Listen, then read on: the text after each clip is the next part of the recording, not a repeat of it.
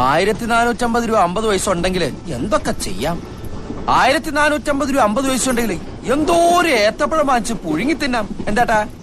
ആ, ഇത്രയും വലിയൊരു തുക മുടക്കാൻ ഈ കുട്ടി എന്റെ ബന്ധുവാണോ, ഭാര്യയാണോ, എന്റെ പെങ്ങളാണോ, അമ്മയാണോ, അറ്റ്ലീസ്റ്റ് എന്റെ അയൽപക്കത്തുള്ള ചേച്ചിയാണോ? അതൊക്കെ പോട്ടെ, വഴിയരികിലിരിക്കുന്ന പിച്ചക്കാരിയാണോ? അല്ല, പിന്നെന്താ ഞാനിതൊക്കെ ചെയ്യാൻ കാരണം? എന്റെ മനുഷ്യത്വം, വെറും മനുഷ്യത്വം. അല്ലേട്ടാ, പെണ്ണായതുകൊണ്ടാണോ ഞാനിതൊക്കെ ചെയ്തതെന്ന് ചരണനോട് ചോദിക്കേ.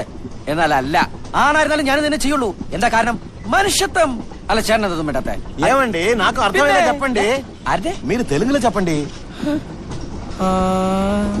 ഞാൻ ഇത്ര നേരം പൊട്ടന്റെ മുമ്പിൽ ശങ്കൂന്നിരുന്ന ഒന്നുമില്ലേ. 1450 രൂപ 50 പൈസ ഒരു ശരാശരി മനുഷ്യൻ ഉണ്ടാക്കണമെങ്കിൽ. എടോ, കാശ് ഞാൻ അയച്ചു തരാം. 1550 1550 കിടന്ന് കുറയ്ക്കണ്ട. തന്റെ അഡ്രസ് പറ.